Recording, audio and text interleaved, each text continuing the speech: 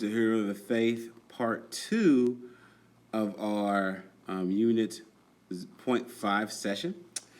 And so today we're going to continue our discussion on the ancient Near East and the biblical tribal culture. And so let's go ahead and get started. The objectives for the day are the following. We're going to identify the family as a center of the ancient Near East tribal culture and why that's important. We're going to discuss and define the patriarchal, patrilineal, and patrilocal in reference to the ancient Near East tribal culture. And we'll discuss that. We're going to connect their understanding of the ancient Near East tribal culture to God's plan to redeem the world and why that is key. It is key, and hopefully you'll be able to see the clarity and the connection with that. We'll discuss, all right, that's right. We're going to discuss immerse reading today to get you guys started on that too. More than likely that'll be at the beginning of next week, so don't worry too much about that. But I do want to let you know before we get started on this, but the Roman Road is due, I believe it's on for you, it is on the 24th, and that's Romans 3:23. Romans 3:10, Romans 5:12, and Romans 6:23, the first 4 verses of the Roman Road. So please go ahead and get started with that. We are going to use ESV, and so make sure you study that. If you have any questions, please let me know on Wednesday or email me, and the email's in the syllabus. And so if you have any questions or clarification, let me know. Okay. So let's get started. The biblical tribal culture. God uses this to reveal his plan of redemption. If you remember redemption means to purchase or to buy back, especially ancient Near East, it meant to purchase a slave or to buy them back. And so God is literally going to try to purchase us back or free us from our slavery of sin. And he uses culture to do so. And especially in the Bible where he uses the tribal culture, which we'll discuss today, in order to redeem his beloved mankind. So let's go. Okay, so biblical tribal culture. First, the tribal culture was key in ancient Near East. It was the center, basically. Everybody pretty much lived this way. If you wanted to survive, you had to be a part of a tribe. If not, you weren't going to survive that much. Why? Because you had the risk of being captured by particular or hurt by particular people, thieves, other rival tribes. And so that's why it was key. Plus, the tribes helped each other. They were like family. So they protected each other. They provided for each other, things like that. So in the ancient Near East culture, you needed a village or a tribe to help you survive. You couldn't do it by yourself. The center of the tribe is, of course, the family, which means that if you were in a family, you were a part of a wider community. And so everybody was connected. Everybody helped everybody out. It's interesting how we sort of have that today, if you will. Can you think of any sort of tribes that are out today? I mean, I guess you could say a football team is like a tribe. They have each other's back. They have their quarterbacks back. The linemen do, and particular blockers and things like that. And so there's this like community, like we protect our own. You could say that about our armed forces and things like that. And so in our police department and fire department, sort of this. They're one of us. We'll take care of our own. And if you have a strong family, it's like that too. And so the idea of the tribe being the center. Allowed anyone who was a part of this family, if you will, this tribe, to have community. The head of the family is the patriarch, or the male, or the father. So every family in the center of the family was the patriarch, and he had 3 responsibilities. He to make sure they had economic well-being. An example of this would be Abraham in the Bible. Abraham, if you know anything about Abraham was called by God to begin the nation of Israel. And so Abraham, being the father of Israel, he inherited land, and so he was well off. And so when he died, he passed his land on to his son Isaac. So everybody came to him, everybody came to Abraham, and then we'll go to Isaac, and we could even add Moses to that too. Moses it was in charge of land, but he was in charge of the people. So anyway, yes, they were in charge of the economic well-being of the tribe. Next, they enforced laws. So they were sort of the overseer. If anything were to go wrong, if somebody were to be debating an issue, things like that, they would be the ones who were like the judge. We see that with Moses as he is the head of the tribes. We sort of like almost like another example would be like Deborah, who was a judge, Samson, in a way. So they were the overseers, the lawgivers, if you will, of the tribe. And then lastly, they have responsibility for those in their family who have been sick or struck by tragedy. So they were protectors, basically. They were the protectors.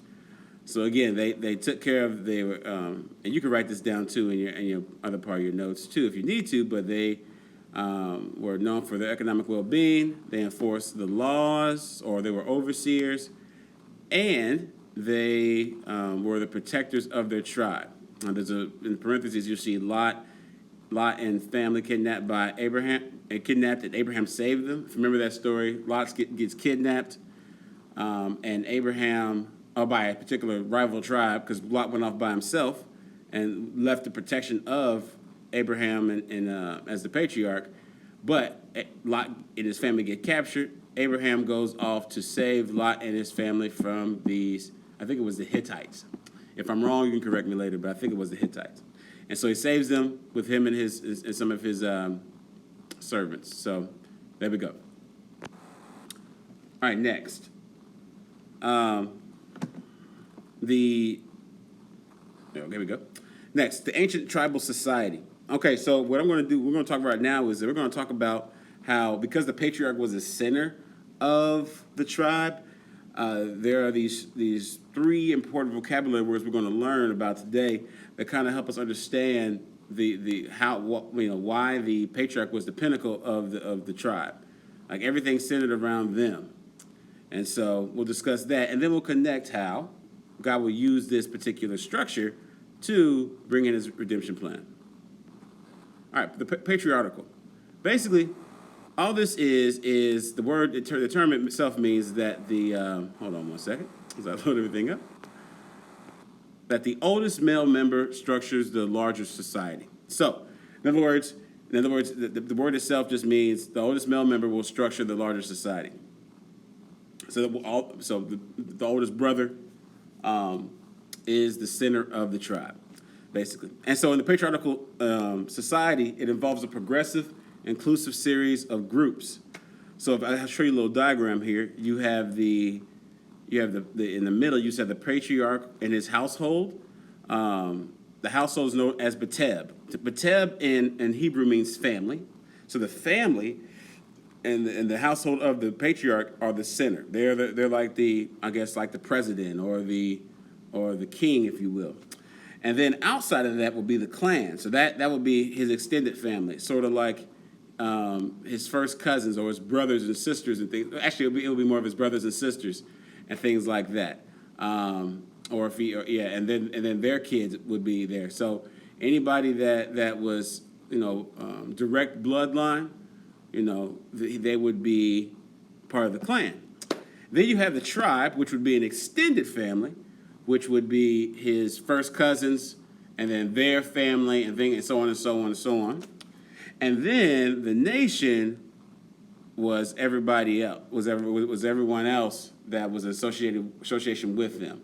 And so, but all four levels of the tribe, the patriarch was the center of it. And there's an example here to kind of make it clear. You have Abraham was a patriarch, and then you have Lot was his clan. Lot was his brother's son. Then later, the tribe of Judah will become the tribe, and then the nation of Israel. And I kind of did this in class too to kind of make it even clear. if we were to look at this and put it to America, you would say you have the president is the one who runs the country. The clan would be his the I guess it would be the Senate or his particular party. The tribe would be the Senate, things like that, and then the nation would be governors or the full nation as itself, if that makes any sense. So hopefully that's clear. But the main point I want you to get from this is that the patriarch is the center of all of this, and so that's why it's called the patriarchal society, and that they all went to him for protection, for guidance, and to be provided for. Patrilineal. Now this is just the family tree. And family tree is very important. Ancestral descent was very important back then. It sort of is today. It's not as important as it was back then, but they kept record of their I can't say the word of their descendants, and as being as I can't say the word. What's wrong with me? I'm so sorry. As the ancestors, they kept record of their ancestral descendants.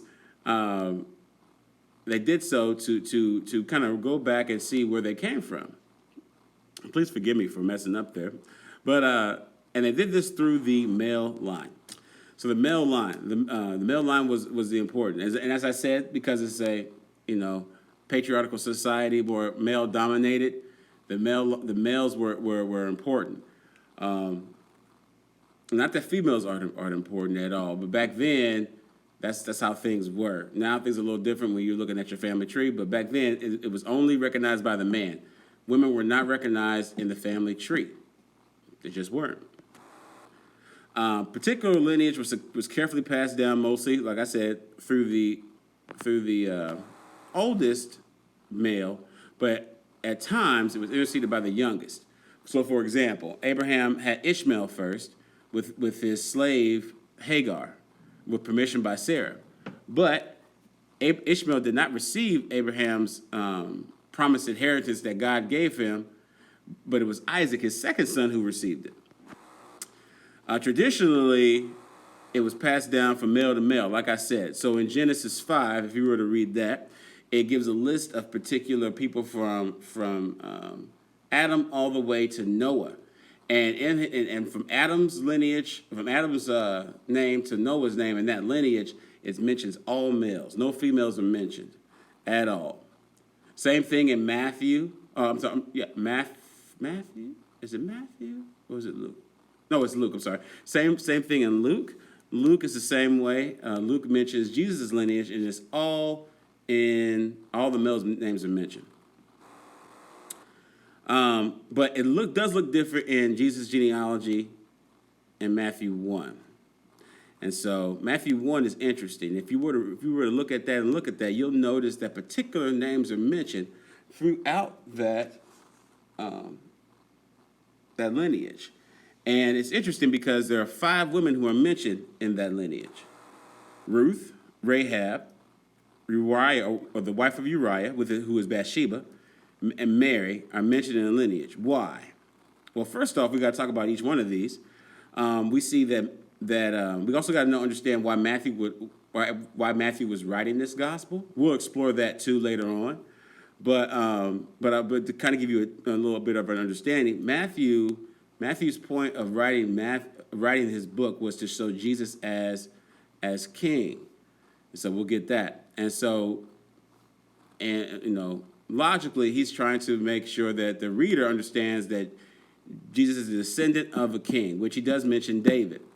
But if you go back, you look and see David's grandmother was Ruth. So he mentions Ruth. And then David's great-grandmother was Rahab. And then David married Bathsheba. And then Mary is a descendant of David. So all these women are mentioned in that line. And so, but why would Matthew put that in there? Why would he mention women? And let me say this, because this would discredit someone's lineage if a woman is mentioned, because women are looked down on, especially these women. I mean, think about it. Ruth was not Jewish. She was from a pagan culture. She was a Moabite, and Moabites were known for incest. They prided themselves in incest and things like that. I mean, they did, and animal sacrifice and sometimes human sacrifice. But Ruth, her story, she joins Naomi, and then she meets Boaz, and then they get married, and you know, she becomes David's grandmother. There you go. But still, Rahab. Rahab was from the book of Joshua, and who's Rahab? Rahab was a prostitute. The wife Bathsheba, the wife of Uriah, she literally had an affair with David. And then Mary was, you're like, oh, well, she was innocent, but people thought that Mary had Jesus out of wedlock. So all these women are sort of, one, they're women, not only are they women, but they are also sort of taboo or not considered in the Jewish culture not holy. So it's interesting though that this lineage was used to describe Jesus. I like to see the reason why I believe that Matthew wrote it this way and that God would use this is to be like, you know what, the Savior of the world's family was not clean. If you look at his background, you would say, oh, this is the Savior, but God uses but the enemy intended for evil to be good, and so through all that whole past family issues, Jesus is glorified, and he takes what is meant for evil and makes it good. Anyway, let's move on. And it also describes the degree of deliverance that Jesus is offering, not just to some, but to all. Everybody's saved through him, not just Jewish men, but foreigners, women, and even those who have committed the ultimate sins, if you will. Christ came to redeem all. All right. And so we're all adopted. We're all a part of this adoption, in a way. Quick story, a little thing if you didn't know this, in the American culture, if you are adopted, your adopted parent has to take care of you by law, and has to actually write you in their will and can't write you out. You see, if I had, say, for example, if I had 3 kids and 2 of them were my biological kids and, one was adopted, I could, if on my deathbed or in my will that it's a document that people use before they die to leave their inheritance, I can write my biological kids out of my will because I don't need to. But my adopted child must receive an inheritance. They have to. Why? Because I took them in as my own when they didn't have anyone. And that's the same thing Jesus does for us. The same thing God the Father does for us. He is our patriarch, and because of his son's death on the cross and resurrection, we are now invited into his family. We are now adopted. So we can never be written out of our inheritance. Amen? That's good. Anyway, last thing, and we're almost done, and it's the patrilocal. Patrilocal is pretty much the living space in which the family lived in. So first off, the structure of the Israeli housing unit is a reflection of the culture. As you can see, they all lived amongst each other. But the tradition was that the father would build a house big enough so that all his family could live in there. If his older son were getting married, he would then go and attach another part of the house, attach extra section of the house to the original house, so that his son and his new wife will be able to live with them, so they could take care of them as they grew. So everybody lived amongst each other. And they did this because they realized that the idea of the 4-room pillar, a pillar house where the tribes intended to live together, they realized that in doing so, they could do so much with each other. They found that they could prosper under harsh conditions because of that. They found that they defended themselves against enemies like the Canaanites, and it ensured their survival as a people. So there you go. It was all about if we live together, we'll survive economically.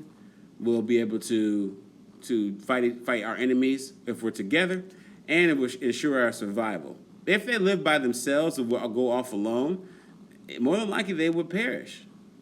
They would perish, especially during that time where there are a lot of thieves and evil tribes out there who delighted in killing. So that wouldn't work.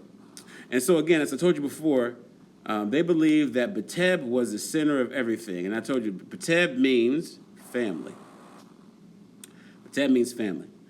A Beteb that lives together, survives together, and is buried together. That's a quote that they believed. If a family that lives together and survives together will be buried together. So they said, hey, that's that center of everything. We got to be together in order to survive. So, in reflection, in understanding the order and society of the tribal culture, patriarchal, patrilineal, and patrilocal, how do you think this fits into God's redemption plan? Well, you probably can connect the two dots, but God will use this redemption plan to reveal who He is. Patriarch, as you know, is a male who was seen as a father. What do we call God? God the Father. The nation of Israel was God's holy people, who were envisioned God, who was envisioned or an idea was to be God's kingdom here on earth, in a way. Now, because of Christ, that kingdom is expounded worldwide, even more so universal wide, and so God is still the Father, and we are a part of His tribe. And so, but God uses those ideas to reveal His heart, His nature, and His plan to us. And not just that, but also to invite us in that plan. And we'll get more into all that next unit as we explore in more depth, in more detail, God's redemption plan. So, all right, it concludes our lecture part of the lesson. I want you to do this. So this is a cool activity I want you to do, and you're going to turn this into Moodle, where it says ancient bars. But I want you to, and it says break up into partners, but because you are working at your home by yourself, you don't need a partner. You can do this on your own. But I want you to use your notes and write a rap, 4 bars, which is like a four-line stanza, explaining one of the 3 tribal categories. You can either use the patrilocal, patriarchal, or patrilineal. You don't have to use all 3, but I want you to use either one of those and write a small rap or poem about that. You're going to include how God's redemption plan is seen within your choice. So you're going to mention how God does it, but you're going to define the term and then mention how redemption is seen within that term. You're not going to perform it in class. I'm just going to have you write it, so you lucked out. But in the future, I will have you record it, and we'll watch it on a video outlet, not in front of the class, but I'll watch it personally, so don't worry about that. I don't want to embarrass anybody. Okay, so here's an example, though, of mine, real quick. I call it paralineal, y'all. So forgive me for trying to rap on this. Here we go. All right, so here's the rap. I'll put it down here real quick. It goes like this. It says, paralineal lineage is an interesting tale. The family tree documents from male to male. Traditionally, it's passed down from the oldest dude, but at times the youngest gets it, and that's just rude. Jesus' genealogy is kind of weird. It mentions people who have no beards, like women. That's right, it's women, y'all. Through Jesus, everyone can ball. There we go. You see, so what I did, I mentioned what paralineal is. I mentioned, I went into detail about how it was passed down from the oldest, but sometimes the youngest got it. Then I mentioned the redemption plan, as Jesus would use this to include not just men, Jewish men, but everyone. So, all right, that's your project. If you have any questions about that, please please let me know. There are instructions in Moodle about it, so you're good to go. But other than that, you all have a wonderful day, and I will talk to you later.